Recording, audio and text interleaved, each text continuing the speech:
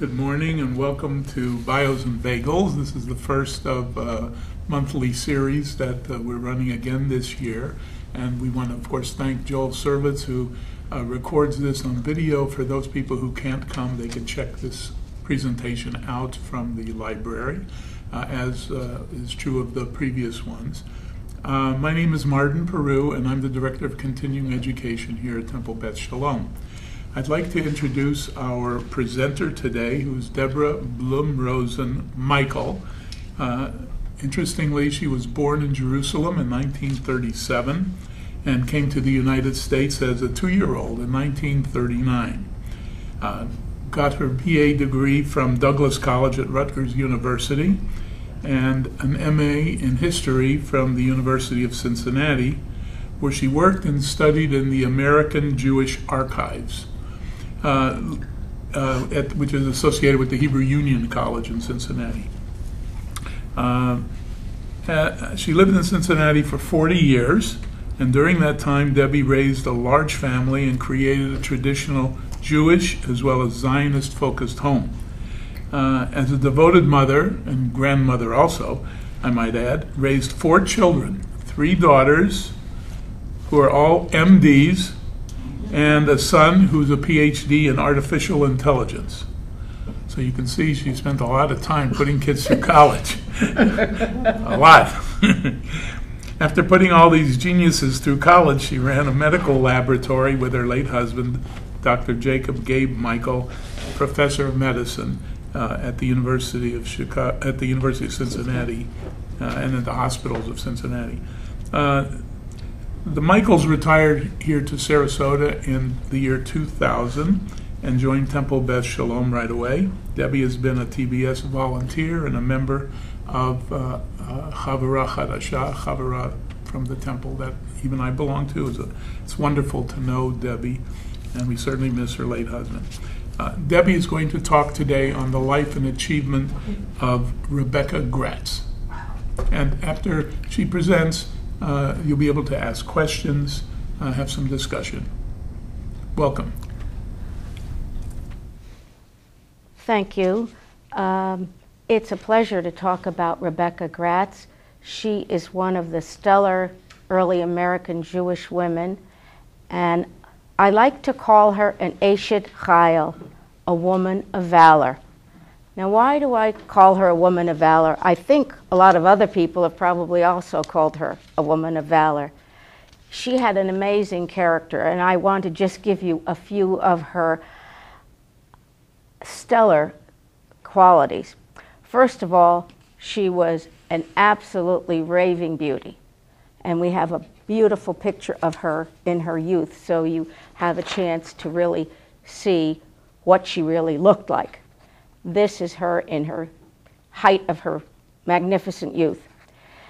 She had brains, I would say an outstanding education, phenomenal talents, a woman of many, many talents, particularly writing, organizing, well-behaving, thinking. She had a wonderful character, a great heart, and a wonderful soul. She performed good deeds endlessly. She led a good Jewish life. She was a caring person. She had a lot of friends, social ones, female, male, not only Jewish friends, but many Gentile friends in the literary circles, in the art circles, and even in the political circles. She knew a host of interesting people, and I'm going to tell you about some of them. She also had a blessing of very adequate financial resources, much more than most people. Yesterday, today, and probably tomorrow. She cared for her family, her parents, her siblings, her nieces and her nephews, and a lot of other people were very important to her during her entire life, and we're going to talk about that. And she really left the world a better place for her having been here and given us many contributions. So let's find out, where did she come from? Who was this gal? Well, her father, Michael Gratz, was born in Austria. I couldn't find out the exact date, but he came to the United States in 1750 because he inherited a lot of money from his father, and then he just left and came to the New World to seek his fortune. And he went into the business of becoming a merchant for the Indians. And he sold them all kinds of merchandise. And after having done that, he acquired a fortune. So by 1769, 19 years later, he was still a young man because he had started this in his really early youth. He married a wonderful woman named Miriam Simons from Lancaster, Pennsylvania. Now, she had great Jewish yichus too, because her father, Joseph Simon, had become a wealthy merchant also in the New World, and they were from a family of rabbis. So they were very intelligent, very Jewish, very thinking. This was a wonderful marriage. They had 12 children, and Rebecca was number 7. They were also very, very ardent, observant Jews, very active as well, and they belonged to the first Jewish synagogue in Philadelphia called Mikveh Israel. Now that you know that she came to this world with a silver spoon, or I would even call it a golden spoon, she was born in 1781, right after the Revolutionary War. So she, as you can imagine, had the best of education and as many options as a person possibly could have had in those days. And I'd like to tell you something about her beauty. And this is written by a non-Jewish man and describes her beautifully. Her eyes were exquisite shape, large and black, illustrious. Her figure was graceful. Her carriage was marked by quiet dignity. Attractions were heightened by elegance and a winning manners. Gentle, benevolent, and with instinctive refinement and innate purity, she inspired affection among all who met her. And having received the best of instruction for that time and that the country could afford, she was well fitted for practical and social duties. And her family sent her to Saratoga Springs for the summers, and she engaged with the most interesting of people. She went to Kentucky to her brother's plantation and spent some time there where she met Henry Clay. She was really a gal about town, and she met lots of wonderful people. She was also one of the women in society that was more courted by Christians than almost any other young woman of her time, because she was so beautiful. Now let's talk a little bit about some of her friends. She had all kinds of friends. One of her friends was a young lady named Maria Fenno. Her father was in publishing. Now, Rebecca Gratz was a very gifted writer, and she used her talents in a lot of different ways. They encouraged her to write poetry, write other things, but she didn't end up doing those things because she had a different calling. When she was young, she did all the social things that she had possible. She had another friend. Now, what happened to her that influenced her so much was, number one, she saw that there were a lot of people, because of the American Revolution, who left orphan children, and all kinds of people had all kinds of problems, and they couldn't take care of their families, and her family was very, very well off. So she had such a golden heart that she was always willing to help other people. Now, her friend Maria Fenno, whom I just mentioned, lost both of her parents in a terrible tragedy. There was an epidemic of typhoid fever. Maria suddenly, as a young child, obviously she was a teenage friend of hers, was then sent away from Philadelphia because she didn't have any family there anymore since her parents were gone, and she was sent to relatives in New York. So she was out of touch with Rebecca for immediate care. But they corresponded for many, many years, and they remained very, very close. And at the same time, she had another friend named, let me think of what her name was. Just a moment. Oh, Hoffman, Matilda Hoffman.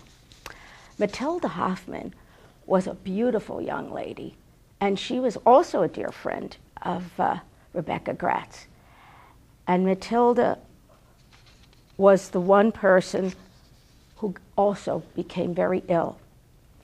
And the interesting thing about Matilda was she was madly in love with Washington Irving. You must have heard of him. Very important literary character in American history. And it was such a great love. Well, while Matilda became ill, Rebecca Gratz was there taking care of her and helping her.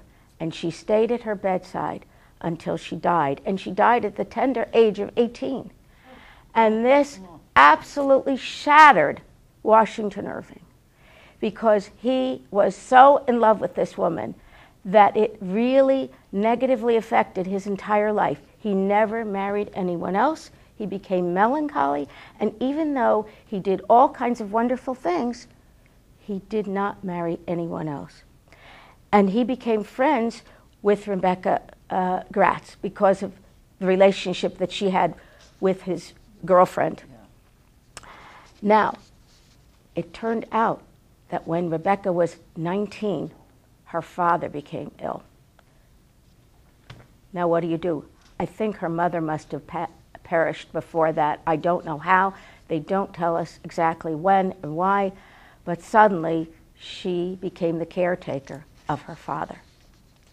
Now, can you imagine a woman who's got all the resources in the world at her fingertips, instead of going to be a debutante, instead of hiring somebody else to do any kind of job, she stays home and takes care of her father. Well, this was a wonderful thing to do. And she was very much praised by everyone else, but also in her heart that she knew this was the right thing to do.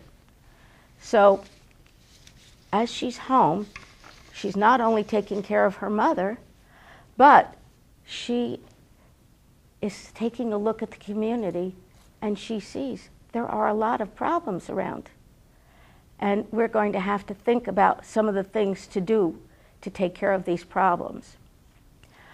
Well, she starts to found different things, and she starts with an asylum for orphans. And that's the first foundation that she attempts to deal with. And she founded the Philadelphia Orphan Asylum in 1815 while she's taking care of her father. And she became the secretary in charge of it, and she stayed with them for 44 years, being in charge of this major funded organization. Meanwhile, her friend, Washington Irving, is telling, he's doing very poorly. I'm digressing a little bit from the Jewish history part, but because he is so in trouble emotionally and everything, goes to Europe. And whom does he meet in Europe? A lot of other interesting people, and one of them is Sir Walter Scott. And as he meets Sir Walter Scott, he's talking about, his troubles. He lost his beloved and this and that, and the friend of his beloved has taken care of his girlfriend till the very last minute. In fact, she was holding the hand of this Matilda Hoffman when she died. Wow. So Sir Walter Scott is very taken by this woman because he hears that she is a Jewess and that she is doing all this self-sacrificing and taking care of her father, taking care of her friends, founding an asylum for orphans. He thinks this woman is absolutely spectacular. And so when he goes to write his book, Ivanhoe, the character Rebecca, who is the Jewess in the story of Ivanhoe, is modeled after the life of Rebecca Gratz. Wow. Now, people have written about this, and it has been semi-documented. I can't say 100%, but other people who are not Jewish have written about this in the 1800s and said that she was the character that it was based on. Now, let's go back to Rebecca Gratz. Never acknowledged that 100%, but she was very happy when she received the book Ivanhoe in 1820. Well, in about 1811, her father passed away. And her mother had died also by that time. And she had, among all her siblings, I did not find out all the names, but she had some very, very interesting brothers and sisters.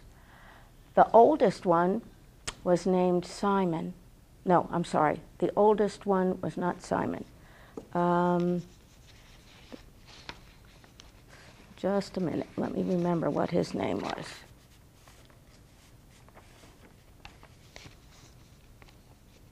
Yes, I'm sorry. It was Simon.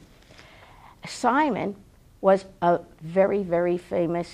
Oh, when the father passed away, Simon and Hyman, the two older brothers, took over the business because they were the ones in charge. And Simon founded something very interesting, which I didn't know about. He had already retired in 1825, and by 1839 he had died. But he had founded the Fine Arts Academy of Philadelphia. I did not know that. That was founded by the Gratz family. And Hyman, who was also a major merchant and important person in Philadelphia, he founded the Philadelphia Insurance Company, one of the early ones. He was a banker and a philanthropist. And other things happened to Rebecca. First of all, she fell in love with a non-Jewish gentleman. And it was a major, major turning point in her life.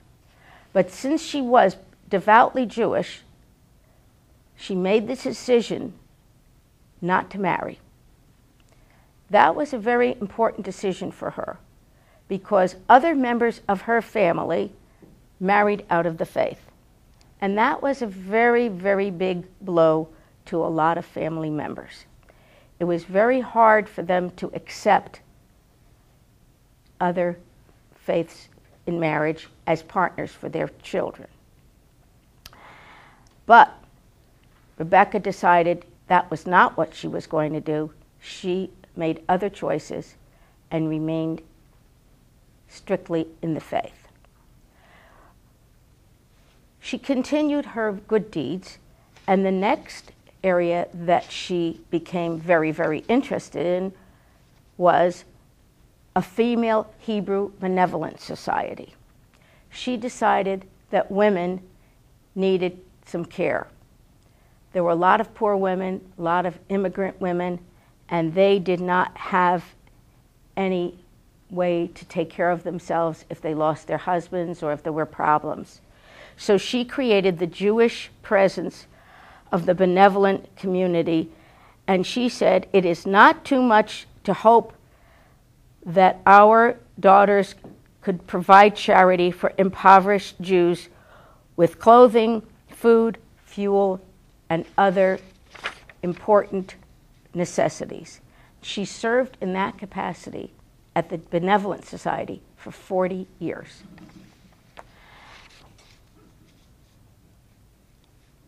Now, Sir Walter Scott, as I told you, wrote the book.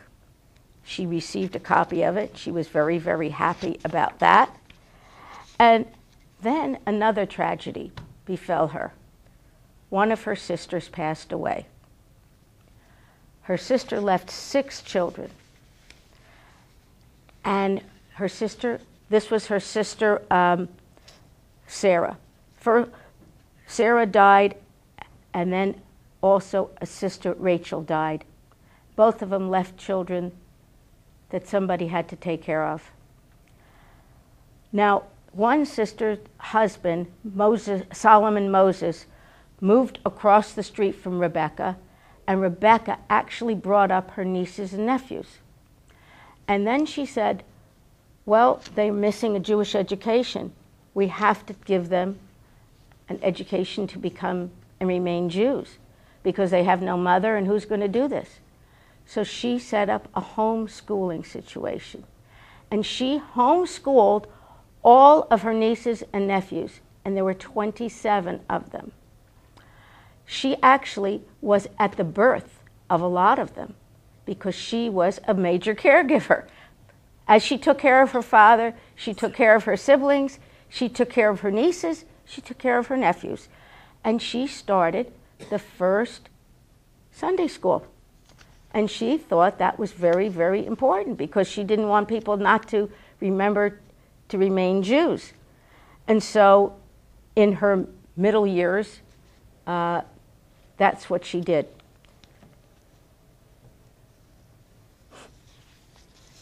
Now, she knew a lot of people in the literary area, and she knew a lot of people in the arts.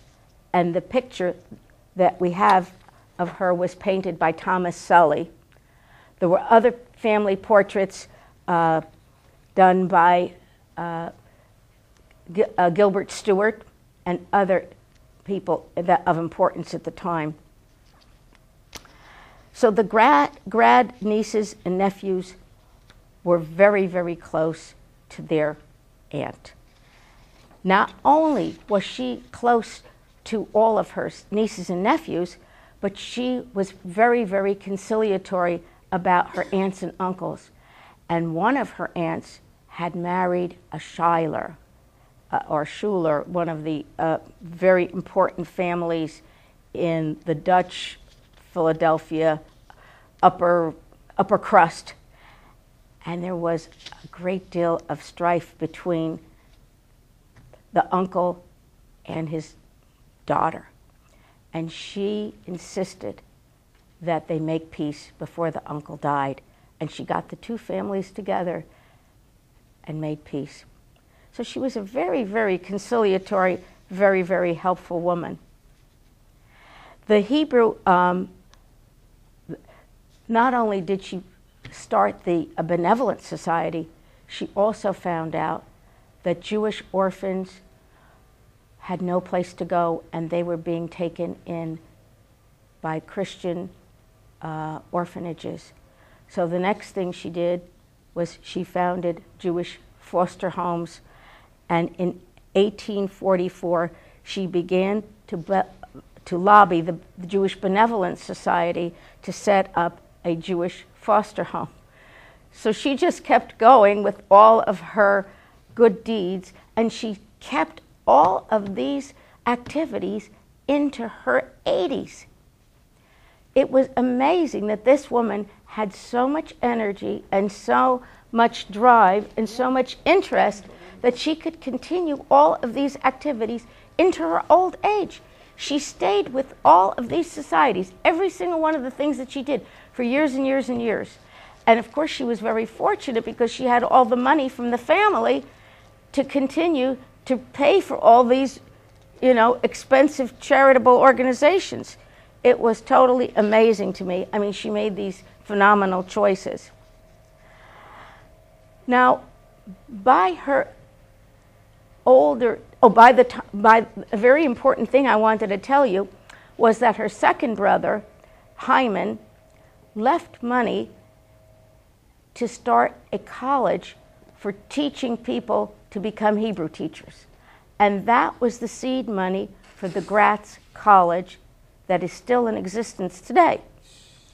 So you might want to know that the Gratz College in Philadelphia still has a very nice faculty of 68 people. It's very, very active. It has 1,000 students, and they teach a very large variety of things about Jewish learning. And I will give you a list of their curriculum. They teach Hebrew, Holocaust and genocide, Jewish Christian studies, Jewish education and graduate and undergraduate, Jewish nonprofit management, Jewish studies, and professional development for educators, and technology in education and Yiddish. That's their curriculum for teachers of Jewish studies. So I thought that was a wonderful heritage to have that is continued today. You might also want to know that a lot of the organizations that she founded are still in existence.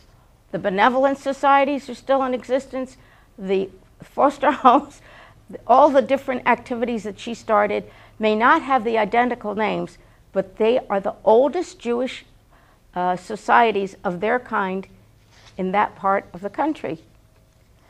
Now, Rebecca was also very involved in the Civil War. She was very upset because the family that she was part of were not only in the North, but they lived in the South as well. So they were on both sides of this horrible conflict. And she was very, very anti-slavery, as you would probably guess. She was very happy to see it over with, and she died after the Civil War ended in 1869. She was 88. She had lived a very full life, and she had accomplished more than most people in several lifetimes. So we are very fortunate to have had the opportunity to have her interest in all the Jewish activities. And of course, the founding of the Sunday schools or the teaching of Jewish children a Jewish curriculum was very, very important. And it has been one of the mainstays of our Jewish education in the United States and elsewhere. And other people came to use her as a consultant, and all of her ideas were continued and perpetuated. So thank you very much for listening. I hope you enjoyed some of the information. I think you also might think that she is an Ishet Chayil and a special woman of valor. Absolutely. And one that we should esteem.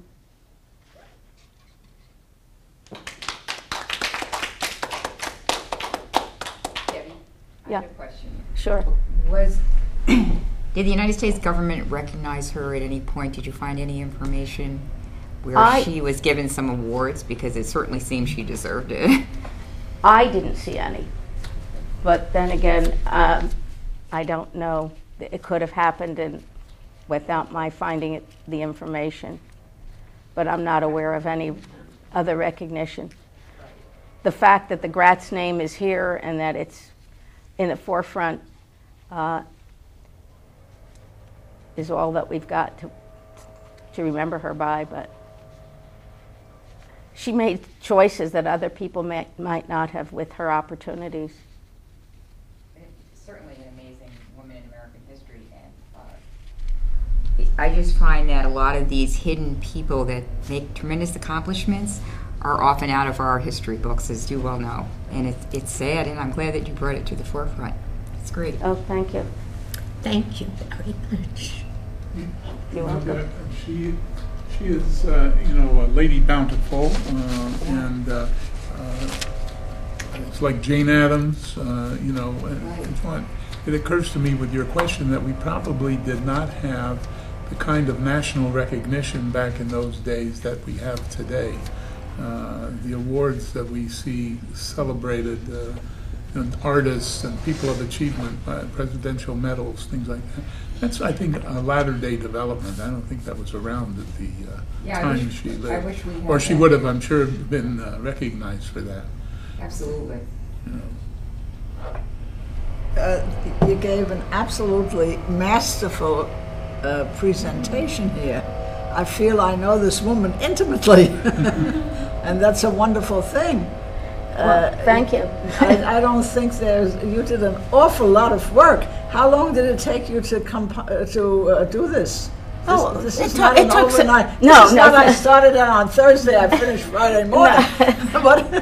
No, but she was so interesting, and she'd given so much of herself. You kind of felt you wanted to do her justice, because with all those opportunities, not everybody would have made the choices that she did. She chose not to marry. She chose not to, to pursue for her own good. she was really a very dedicated Jewess. I mean, you don't have too many of those people who are that selfless. How long did it take you to compile this? Because, I mean, this is a masterful production you did here. Well, and very, very interesting, by the way. Oh, thank you. It was a pleasure to listen to you. Oh, that you're very kind. How long did it take you? Oh, I spent several weeks. Several weeks, yeah. Yes. It seems like it, yes. Any other comments anybody has? I'd like to make a comment and an announcement.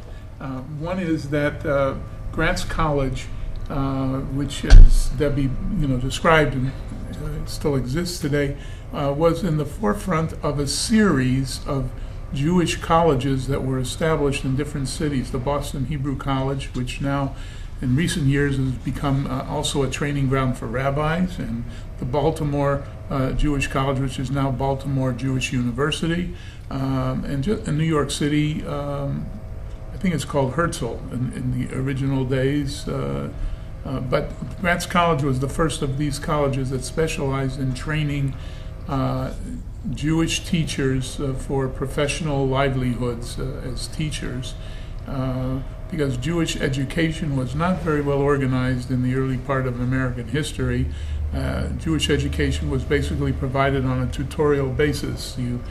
Each family would hire a learned individual to come to their house and to teach. Certainly girls were not included in formal Jewish education, but in some cases we know that some of the aristocrats who had daughters did hire Jewish teachers to come to their homes to teach the girls. So it's kind of sub rosa thing. And even when synagogues started to offer Hebrew schools, which came after the formation of the Sunday school idea from Rebecca Gratz, there were people right into the 20th century who were denied entry into those schools, who were females. The Orthodox schools would not permit girls to study with the boys. So she really had developed some very interesting institutions in the United States that fit the needs and the contemporary developments going on in the Jewish world. And set a model for what eventually other communities adopted, which is the system of social service agencies and educational programs that every Jewish community has today, somewhat united under an umbrella, which in most communities is called the Jewish Federation. But she was at the forefront of all of that, precursor to all that. The announcement I want to make is that the next Bagels and Bios is on December 16th. Sandy Kligman is going to be presenting the life and achievement of Marc Chagall. So you put that on your calendar, and it should be a very interesting presentation. Come to that. And I want to also thank Debbie for both being the first for this year and for the extra amount of time she put into this wonderful, wonderful presentation. We thank you so much. Oh, you're welcome.